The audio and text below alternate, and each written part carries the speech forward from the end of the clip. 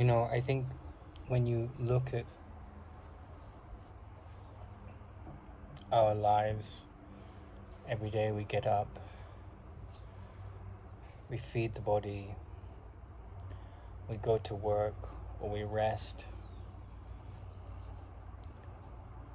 or we spend time with loved ones, or we handle our affairs.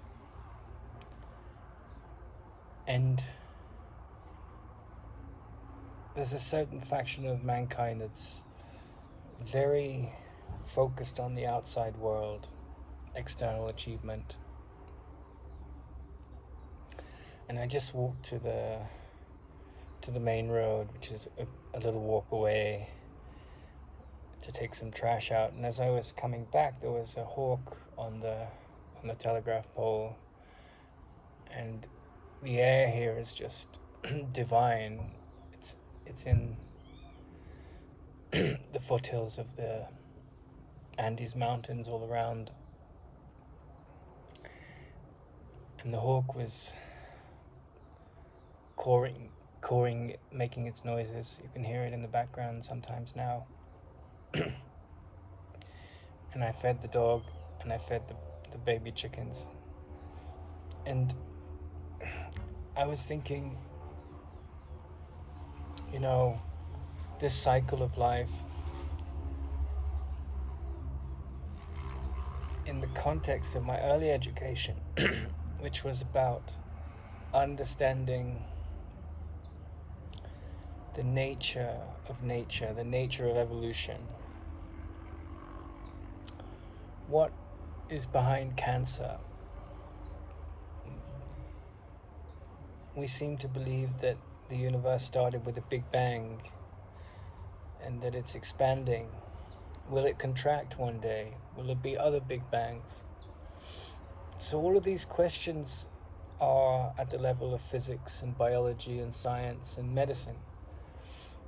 So it seems, on a certain level, with all that kind of knowledge and deduction that has come from countless thousands of minds over generations, over hundreds and thousands of generations, deducing what fire was, what electricity was, what space was composed of, how the elements are made of this over 100 and more different chemical elements, like the periodic table, and then discerning what mass was and velocity was, and photosynthesis and Krebs cycle, where we use glucose, break it down, simple sugars, into adenosine triphosphate to make energy to power our bodies. And all of these questions are they're basically about how something happened and how something is going to happen, and how we reproduce something like lightning and take the principles of physics that create lightning and then make electricity. So all of these things are about how you do it, how it happened, how it will happen. And they're fascinating.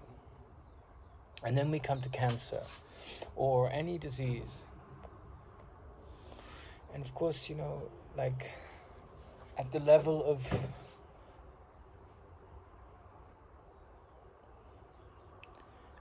science, we come up with things to kill bacteria, and we know how to kill off cancer in different ways.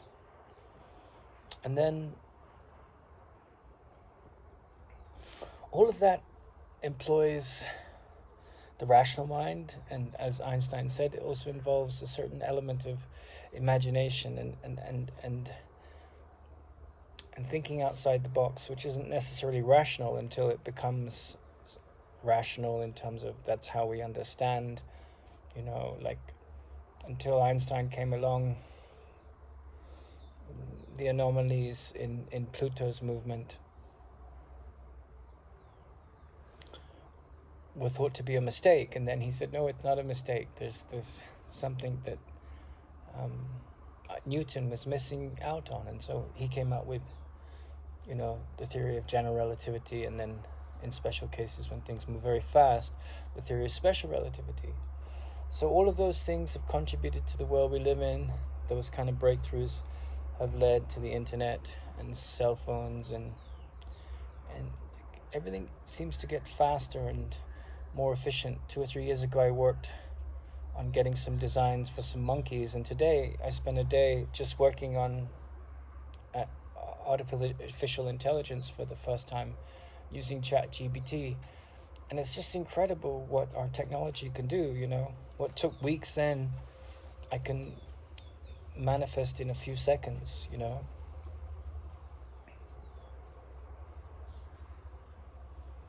So on the surface of it, like when you look at what's going on in the world, it's very difficult to make the movement from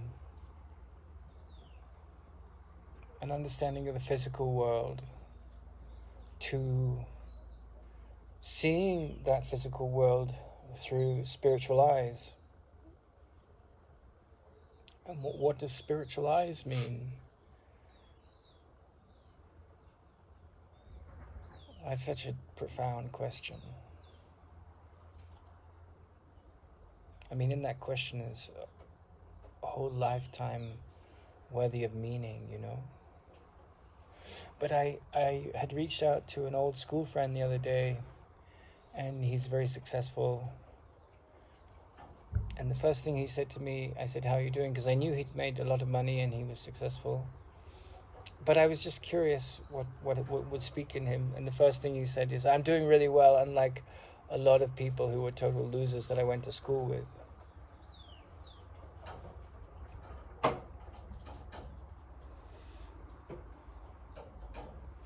And I think in some sense,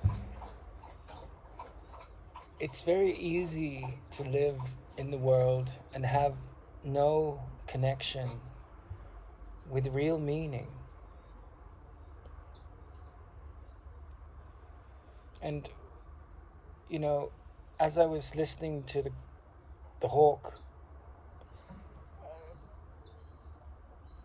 making its bird noises, who knows what it was saying?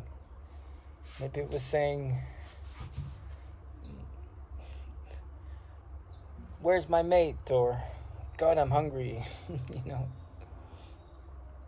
And I watched the swifts fly over, they were in a group and they seemed so happy. They were like dancing together.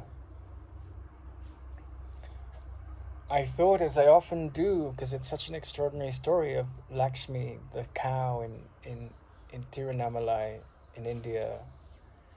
And the story of Lakshmi, the cow, is a really extraordinary story because Ramana Maharshi was this great sage. And according to the story, it's not, you could say legend, but it's quite well chronicled. And legend has this aura of being sort of slightly fictitious.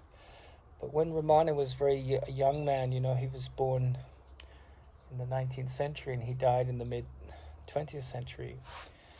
He lived on the side of a hill, a very beautiful hill called Arunachala. And there was a woman there who was just somehow possessed to go. She wouldn't eat every day until he had eaten. And so she would take food to him every day. And then she was so devoted to him. And then she died. And one day, I think a couple years later, a man came to the ashram with an adult cow. And someone asked the people at the ashram, well, can you take on the cow? And Ramana said, no. And then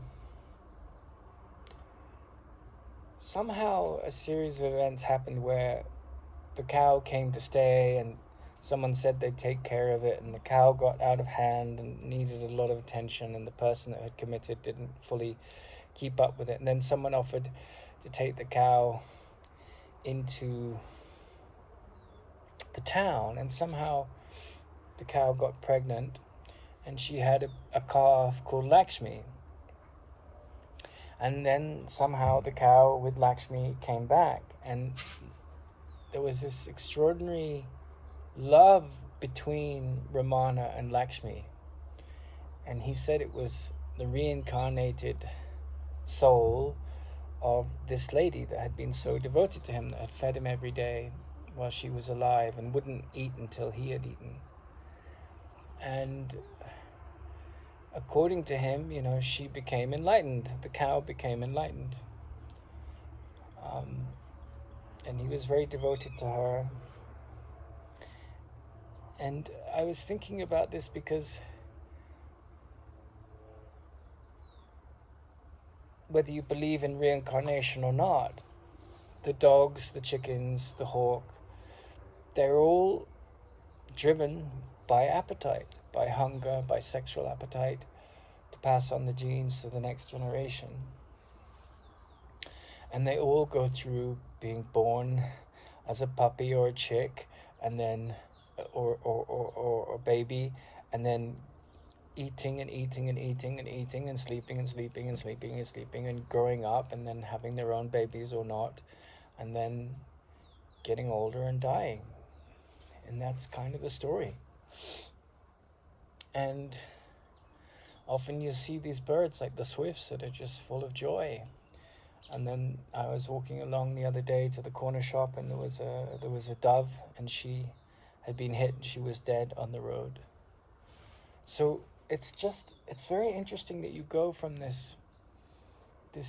how it happens that you go from this state of being someone that's very interested in the how, and like when I'm building this animation, which is a long journey, and it feels right and sometimes feels very challenging because there's so many apparent impossibles, but doors open and it seems aligned with what my interest is. But that very much involves the how, learning how to work with the software, learning who to work with for different things I'm doing. But there's also like the process of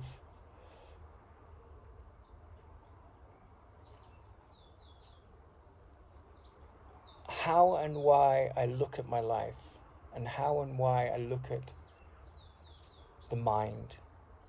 And when doubts come into the mind, or sorrow or loneliness or anger, and I almost never experience anger, it's just so rare.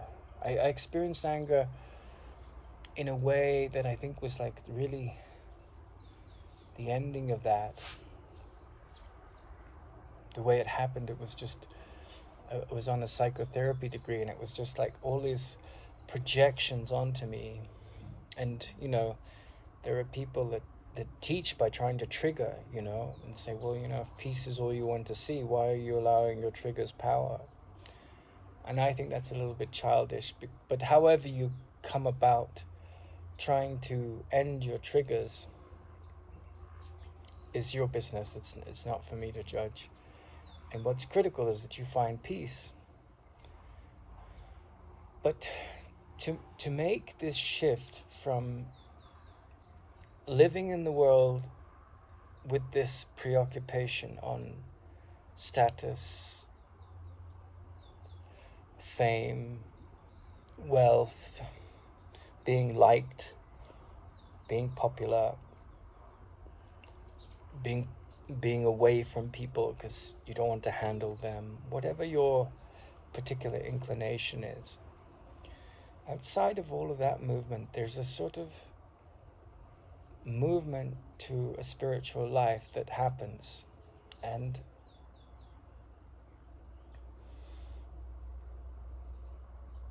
I would say that how it happens is sort of a mystery, but it seems to be that often it happens through a dark night of the soul, some kind of suffering. And then emancipation comes, and that's what happened on this degree course. It was just full of people that were full of their activism and their petty agendas and their insecurity, and also all the projections of insecurity.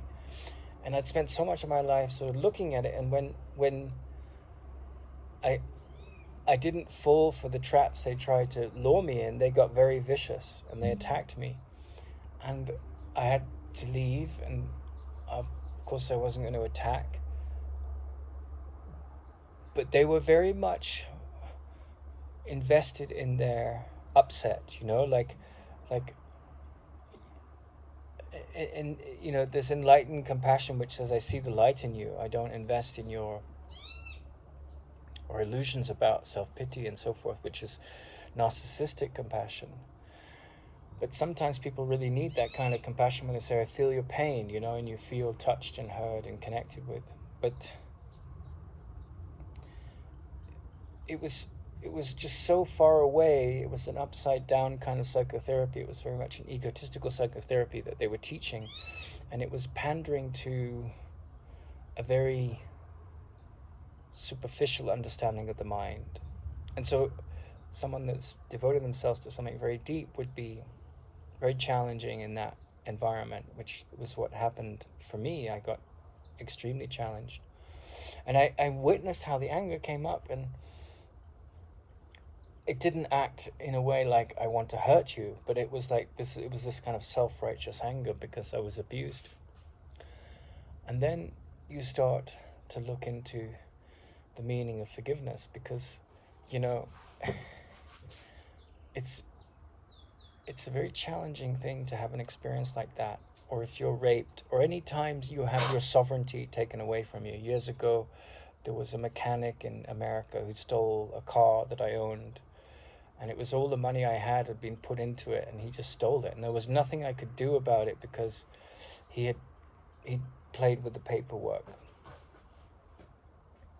And there's been a number of experiences like that in my life where I've just had to walk away, and I felt this rising of anger inside me, and of course I've never acted on it. I've never started a fight. Sometimes I've voiced my upset, but not in an aggressive way.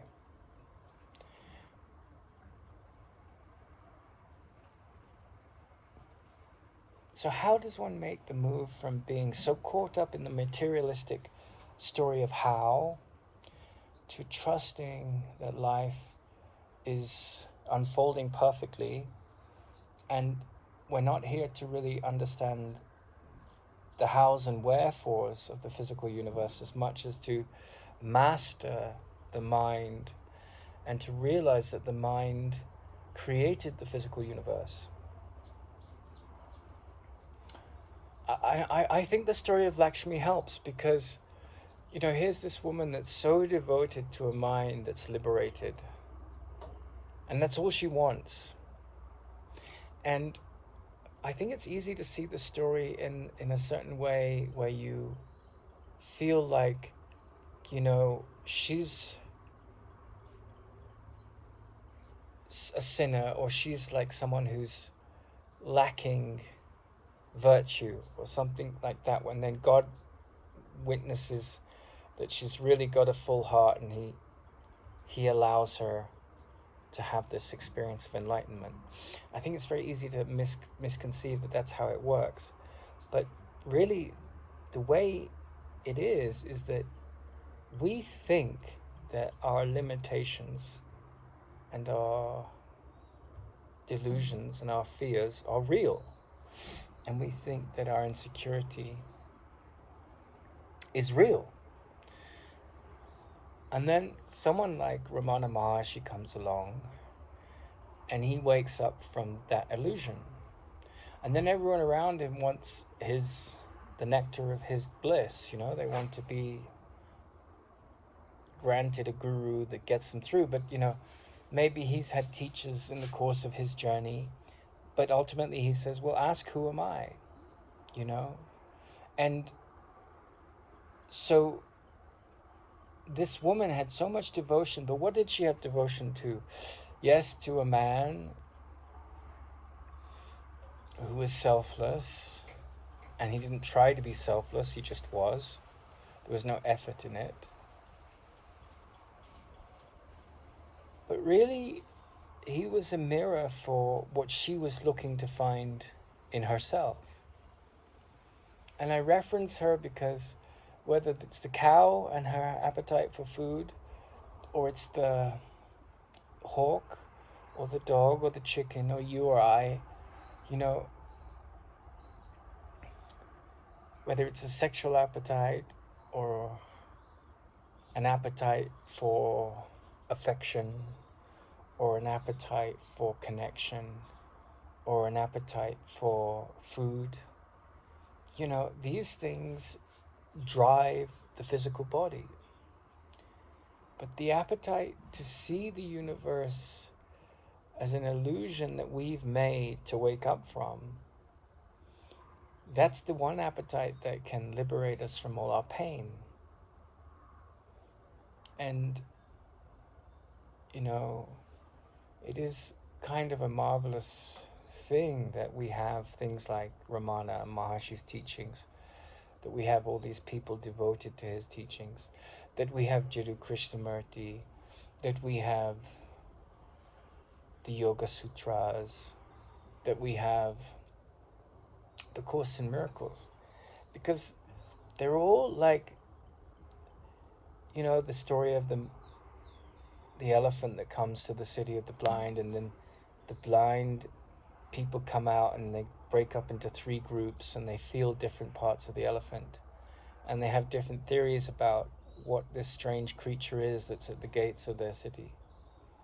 And when you bring the conversation, the feedback of each of the 3 groups, you start to get an idea of this vast, noble creature, the elephant. Vast, certainly, from the sense of from the perspective of a bacterium. But in the same way, you know, if you study these great teachings, or certain aspects of Buddhism or Sufism or Gnostic Christianity, you know, or, you know, transpersonal psychotherapy, or the holistic beauty of the Greek wisdom of Logos, you know, what you get is this idea of goodness without an opposite. A state that transcends the mind beyond time and space, that is full of bliss, that has no time in it, has no grievances in it, has no past or future in it, and totally trusts. And to think that all our appetites come from a place of believing in an illusion, and then once the illusion drops away, the appetites are needed to maintain the body, but the illusion of the body drops away. And how you make the movement from, you know, trying to solve nuclear disarmament, or war in the Middle East, or war in Russia with Ukraine, you know, and you make this movement inwardly, out from trying to figure out these vast complex forces that are behind the physical laws of the physical universe, and you move into a place where you are ending the eye, like the illusionary eye, and you're just constantly saying, I could see peace instead of this.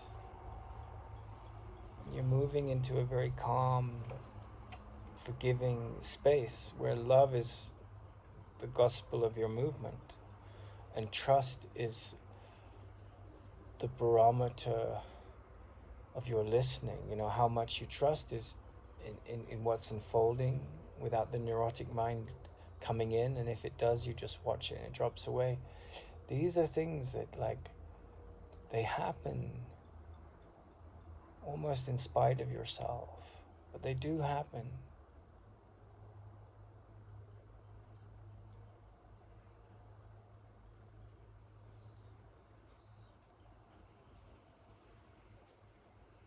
And it's interesting because, in the Course in Miracles it says, I need do nothing.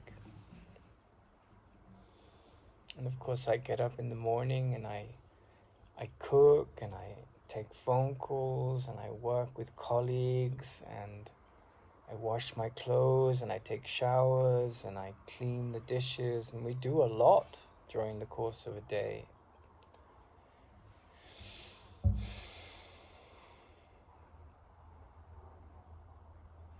But what does I need do nothing mean? It means that we kind of step away and we're constantly listening. We're constantly listening to how we may get an intimation or feel guided. And we're trusting. And that listening means that we are starting to get out of our own way. There's no center. And that listening, trial and error, brings us to a place where more and more we trust that life is taking care of us. But we have to completely let go, and everything the ego believes is to hold on, white knuckle it, control situations, get upset if something doesn't work out, make a judgment if someone says something callous to us or behind our back about us. And it has no place, any of that, in wisdom or sanity. And it's interesting, because once you make this leap away from being bound by the illusions of the ego mind, the whole world can, a vast majority of the world can see you as crazy in the way you are living. And you look upon them not with any judgment or seeing them as crazy, because that's insane to do so. But you see, relativistically speaking, how the same sorrow and deception that once ruled your mind and is slowly and more rapidly over time invested in peace and seeing differently, falling away, and it's still there in a lot of people, and you may have some crises. Like I had a really difficult divorce, and I was just like, what is this all for? I've given my power to someone that is delusional and says they care and is just lost in narcissism. And then I've judged them, and there's no love in that either. So all of that started to be, these are very difficult experiences. You come to a place of great tranquility. You realize the world is crazy because it has certain axioms of perception which make no sense to what's actually going on. And irritation, insecurity, judgment, attack thoughts, they may try and hold court in, the court of your mind. But if you see them for what they are, they have no power.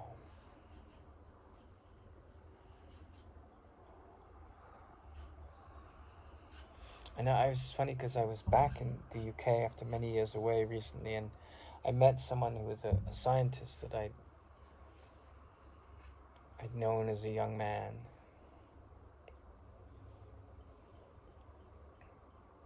Very gifted, intelligent man. And I had a little interaction with him, and he was a good man, many good qualities. But he was so caught up in the materialistic view of things and trashing, religion, and this sort of like hyper intellectual cynicism. And there was nothing I could communicate to him. I could ask him about his life and what he was interested in. And it was like going back in time to when I was 18, because the conversation was around, what birds have you seen? And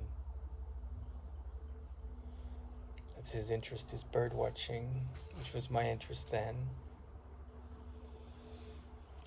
And it was a warm interaction, but the way I see the world was so profoundly different to who I was when I was having those conversations with him 30 years ago. But when I spoke to him,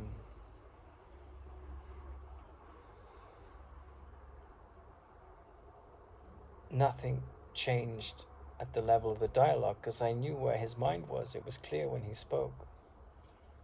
And I accepted it. I didn't try and change his view. Why should I? Accepted him as being perfectly in alignment with who he is, as he is now. But it was like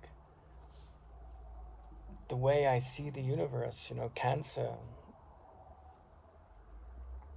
I don't think that is something that comes about through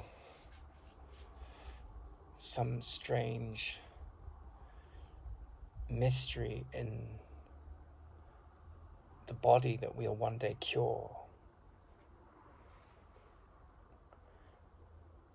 I think it's the manifestation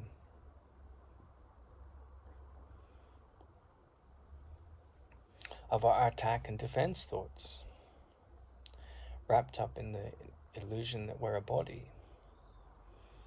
And our grievances create sickness. I don't think it, I'm certain of it. That doesn't mean I wouldn't recommend someone going to a doctor. Of course I would, if they had cancer. Whatever helps them confront their fear, but to undo their fear, to pull it up at its root, you have to end the attack and defense thoughts. And everything I talked about at the beginning of this video was very complex, complex physics, complex chemistry. But this that I'm pointing at, that is the teaching of the Course in Miracles, and that you see in the Indian mystical tradition and Sufism and so forth, is very simple. It's very, very simple. And the Course in Miracles has this line, simplicity is very complicated for twisted minds.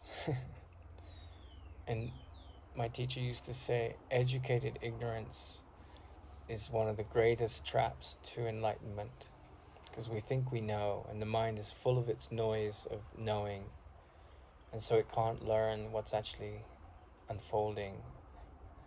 It can't be in the present moment, because it's constantly trapped with its attack and defense thoughts and its justifications for protecting the pain mechanism, which has one job and one job only, which is to keep you trapped in misery and pleasure and pain. And so these animals with their hunger, and us with our hunger and our sexual appetites, that goes on. But then, there's a moment where we drop away from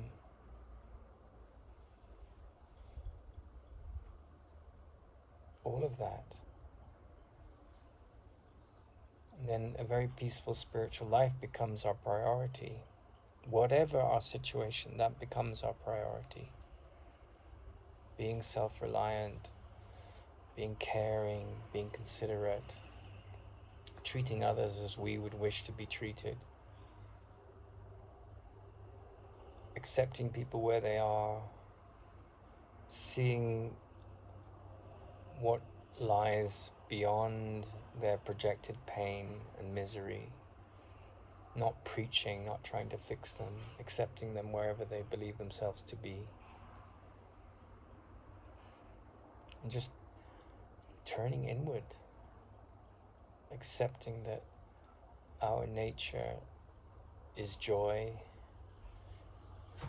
our purpose is forgiveness, to forgive the illusions that we believe ourselves to be in a body, that this world is real.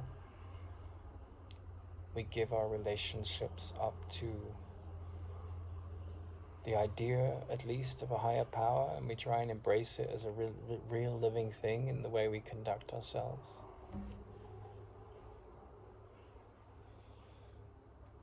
And that becomes the way I see it from the life I've lived. And it's really funny because it's very simple, but then, you know, if you're a sophisticated computer programmer and you've got lots of money and you think you're better than anyone else, that's simple too. But they are completely opposite in their